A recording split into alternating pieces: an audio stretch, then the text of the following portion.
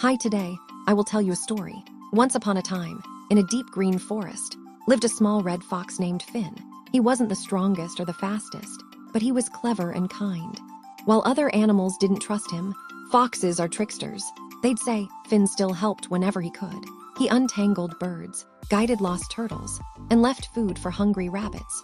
One day, a fire broke out in the forest. Panic spread, but Finn stayed calm. He dug escape paths, led birds toward safe skies, and used wet leaves to slow the flames. His clever thinking saved them all. When it was over, the old deer bowed. "We were wrong about you, Finn." From that day on, the animals didn't fear the fox anymore. They followed him, learned from him, and called him the forest's quiet hero. Finn never wanted fame, just a peaceful home for everyone. The end.